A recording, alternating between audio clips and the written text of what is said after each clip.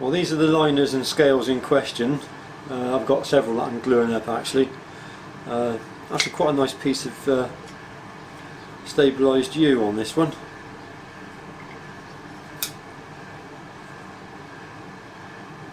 That's going to be nice. These are having red G10 liners. The scales themselves have been carefully flatted on my glass plate. I've got an ½ inch thick piece of plate glass, and I use that for flattening the scales down. And then carefully, after they've been flattened down, they're carefully scored with a piece of 60 grit aluminium oxide tape, just lightly, just to give them a bit more of a key. They probably don't need it, but there's no harm in a little bit of belt and braces. The G10 liners similarly are scored in the same way using the 60 grit tape, and you can probably see that they're dusty at the moment. Yeah, it's coming off my finger. Now, you don't really want to be breathing this stuff in because it's glass fibre, and I believe it can be carcinogenic. My friend Bill, safety man, says vacuum them off first, but I found a better way, and I've got an old pump kitchen cleaner. This was Sif kitchen cleaner, but any spray bottle will do, and I filled it with acetone, and I'll spray the scales and wash the dust off. It works very effectively, and then dry the scales off with the air compressor. Just one note, there is I believe that acetone itself can be hazardous, so always wear a mask and proper ventilation when you're cleaning your scales off.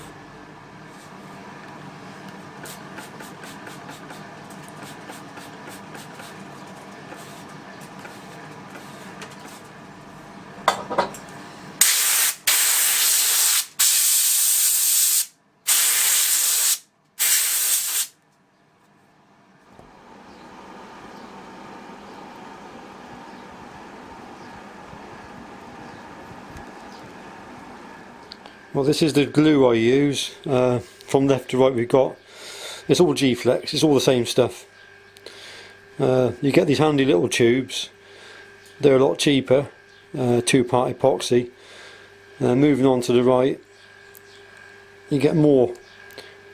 You pay about £50 for those 2 cans. And then on the far right we got the bigger black tubs. This is a thickened epoxy, and this is probably better to use in a hot summer because the thinner epoxy does become quite runny when it's warm. The reason why I use G-Flex is because it's flexible and it's designed for difficult to bond woods. It will even cure in wet conditions, and it's waterproof.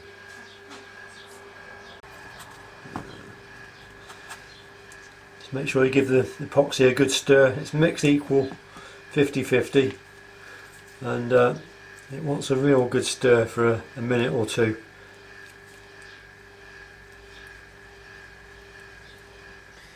So once that's been mixed, it's just simply a matter of applying it to the surfaces to be glued. Both surfaces, of course, so some goes onto the liner and some goes onto the scales, and at no point of my bare skin, my fingers touch this surface.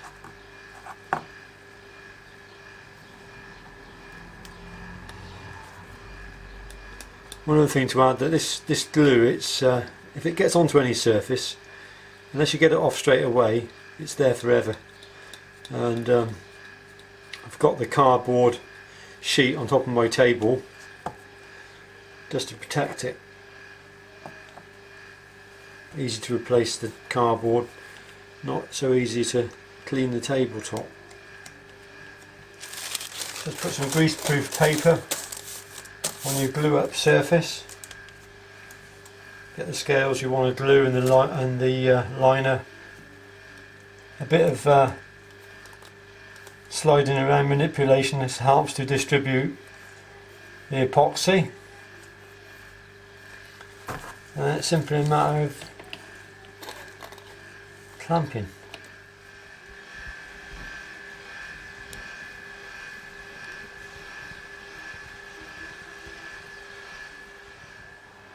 Do you know, I often get asked, how long does it take you to make a knife? And I don't honestly know.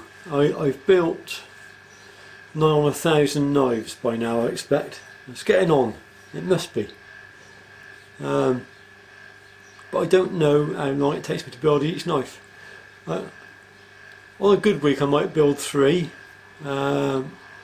And on a poor week I might only build 1.5. Some of the processes are very quick. For example, I always find that cutting out the blanks and grinding the shape out and getting it to something like that, I can do sort of 4 or 6 of them in the morning. But then the heat treat process is another whole day, and then the grinding of the bevels and the tapering of the tangs, that's another whole day. Then you've got the stabilising of the wood. That can take weeks. I'll often leave the wood, I'll give them 3 days under vacuum, and then I'll leave them in the cactus juice, and I've been known to leave them for a month or more and just let atmospheric pressure just push that resin into the wood. And some of the woods, like maple for example, is quite a dense wood and it needs a lot of stabilising. Certain processes have really speeded up for me, I've noticed, and one of those is handle shaping. That requires a lot of muscle memory, and I can shape a handle now and finish the knife off in an hour and a half, 2 hours. Another process which I've really speeded up on is tapering the tangs. When I did my first tapered tangs, it was a 2-hour job to taper a tang. Now I can taper a tang in about 20 minutes. So certain processes are speeded up. Also the hand finishing of the knives, I found ways to hand finish the flats, which has given me a superior finish now, and taken me much less time. But I'd done a batch of 10 or 12 knives yesterday. I hand finished those, and that took me the best part of a day to get those ready for the next process, which is gluing the scales on. Gluing the scales on, that's a 2-part process, because you've got to glue the liners and then you've got to glue the scales. So there's a day for the glue to set up for the liners, there's a day for the glue to set up for the scales. So a lot of these processes happen by themselves and it gives you free time. So whilst the glue's now setting on those scales there, on the liners and scales, I'll go into my dining room and start working on some leather work. So there's always something to be done, and then there's a few fire steels to be built and so on. So it's about managing your time, you know, and how you can be most efficient with the time available. And it was one thing I found learning to build the knives, and quite another learning the best processes to speed up or to make your time more efficient. And that's kind of where I'm at now with my knife making. I've learnt the skills and the craft. I just need to make myself a little bit more efficient. But for me personally, 3 knives a week, and I'm really quite tired, and so I do have a slight handicap, a slight disability, not only with my hand, but I've had a major operation on my head. It's always going to be that way, and I'm pretty sure my output's always going to be fairly low. and there's going to be a lot of disappointed people, and unfortunately there's nothing I can do about that. So that brings me on to the best method to sell my knives, and I'm not going to please everybody. It's impossible, I know that, but I think the only fairest way that I can sell my knives is to randomly put them on the website. Some go up in the morning when they're ready, some go up in the evening, some go at midday, so it gives everybody from all around the world in different time zones a chance to be the first one to see a knife for sale. And I'll try and put a little notice up on the website, or maybe post something to Instagram or something, saying there'll be a batch of knives ready approximately when. But the knives always take longer than I think they're going to take. You know, I noticed that. I've said to people, oh, I should have a knife ready at the end of the week, when in reality it's been the middle of the week after that I've managed to get it finished. It's just the way it is, I'm afraid. Anyway, I hope this has been a benefit to some of you. The other thing is that I don't think I'm going to be attending the knife show this year. I've had a bit of a funny year really. A few things have conspired against me. With my hand surgery, that sent me back a few weeks. I've got a friend who's currently in hospital, and my wife and I are having to care for her pony. So this has taken up a bit of time. And also there was the walk I went on. I don't know if any of you are subscribed to Wiltshireman, but I got another YouTube channel called Wiltshireman, and I had the opportunity to go on a walk recently, and it's something I wanted to do for a long time, and I walked the South Downs Way. So that ate into another week of my time, and I just simply don't think I'm going to have the stock ready in time for the knife show. Fingers healing up well, although I do have a few other issues with my hand going on, as you can probably see. Sorry if I've disappointed anybody, if you were hoping to go to the knife show and meet me there. I say I'm still not absolutely sure that I'm not going. If I do get the stock together, if things do rally and I'm able to get the knives built, then I'll try and make a last minute booking and get there. But I don't think at this stage I'm going to be able to do that.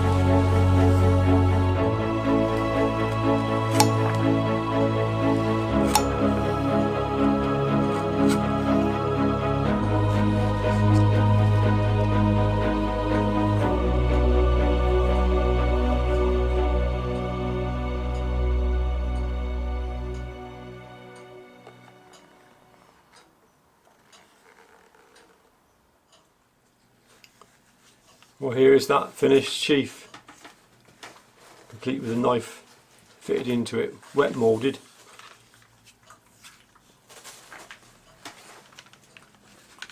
So it's a good solid fit. It's not going to fall out very easily. Over time it will loosen. At the moment it's still a little bit tight in the sheath.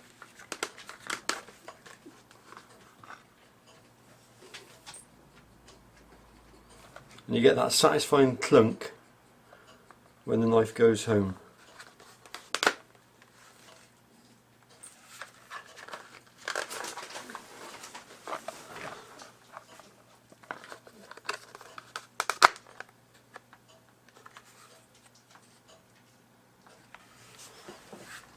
This particular knife has been sold. It's being sent out today. It's going to a chap called Les who lives in America. It's just got fairly plain maple scales. There are a few bird's eyes in it with mosaic pins. It's got a tapered tang with black G10 liners, an apex pommel.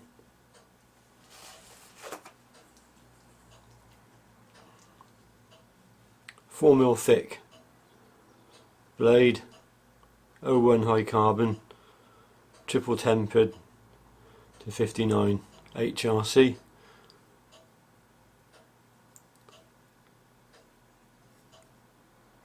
Altogether a very nice bushcraft style knife.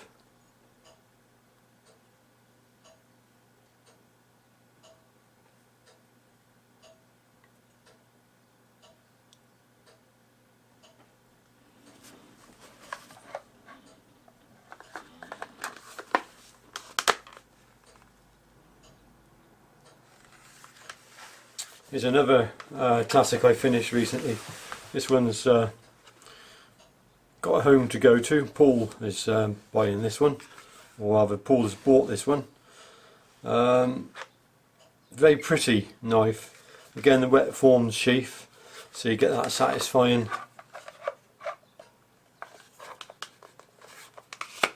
clunk. This one's African redwood. Again with a tapered tang,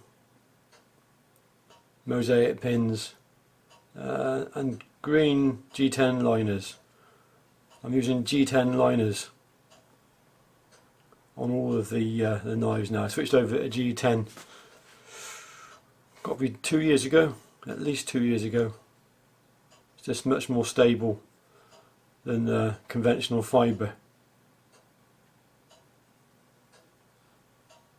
I'm quite pleased with the level of knife making that I'm currently achieving now. I don't build many knives. I think people get the impression I really churn these things out, but in massive quantities, but I don't. Sometimes I'm only managing to build 1 or 2 knives a week, and it's quite a journey each batch of knives, to be honest with you.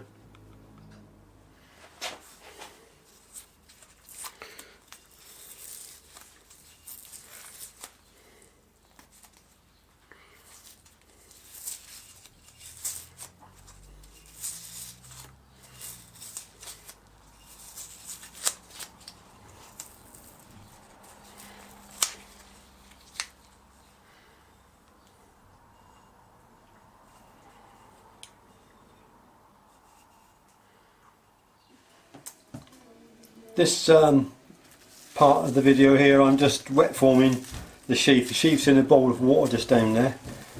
I'm in the kitchen, so might get interrupted from time to time, or she might not.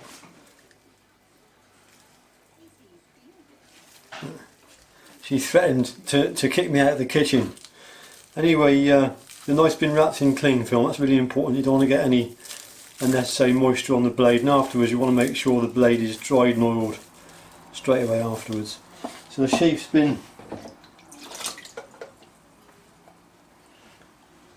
in the water for a couple of minutes and it's dripping wet. It's nice and supple. It's a matter now of offering the knife up and pressing it into the sheath. And then what I do, get some kitchen roll.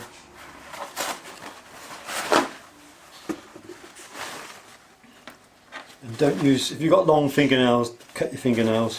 I just use the pads of my fingers and just pressing on all the contours of the knife and the sheath, and just moulding and forming the lever to the shape of the handle.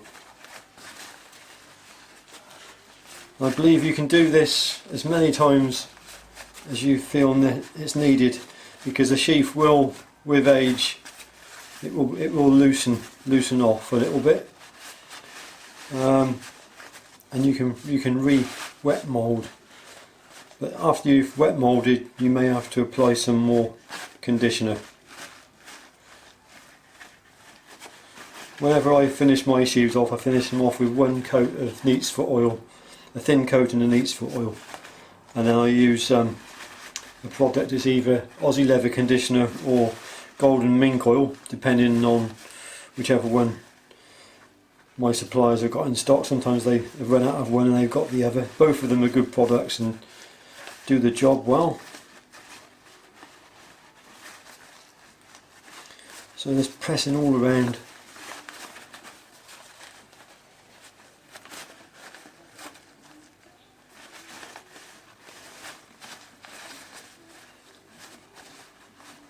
Oh, I'm quite happy with that now.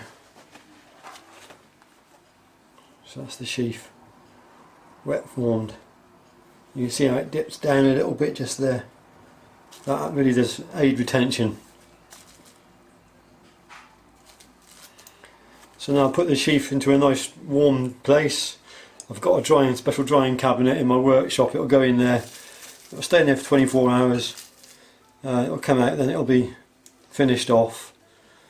And that's the job done.